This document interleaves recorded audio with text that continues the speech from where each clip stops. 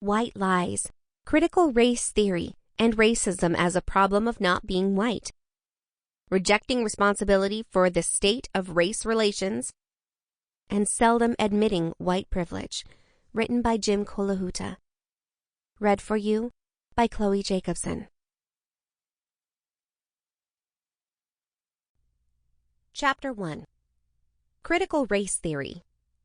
Critical race theory arose from a movement known as critical legal studies, which began in the late 1960s when a group of legal scholars and activists throughout the country saw that the civil rights era's triumphs had halted, and in some cases were being reversed.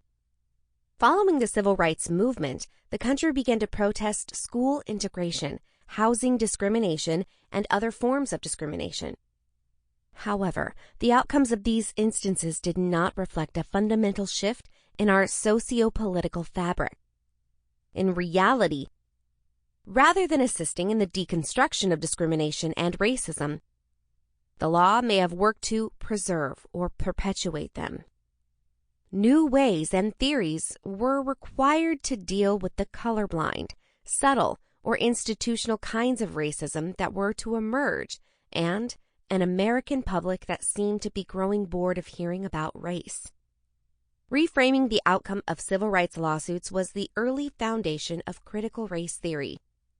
This group of academics was tasked with investigating how the law, which professes to be race neutral, conspires to maintain racial oppression, rather than championing the deconstruction of those conditions.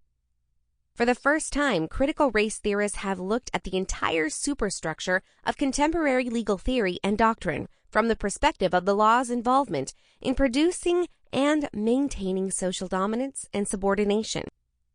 The racial integration norms had become so dominant by the mid-1970s that they characterized the distinction between being enlightened and being backward. Civil rights legal strategists were divided by enlightenment or creativity. They perceived ignorance about the appropriate course of action for equal education.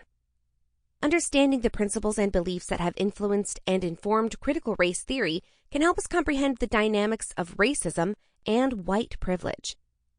3 of our core ideas about racial injustice are challenged by this theory. The first is that racial blindness will eliminate racism. This myopia stems from many scholars' individualism, which leads to a rejection of collective affiliation. Critical race theorists disagree, claiming that self-aware... Sample complete. Ready to continue?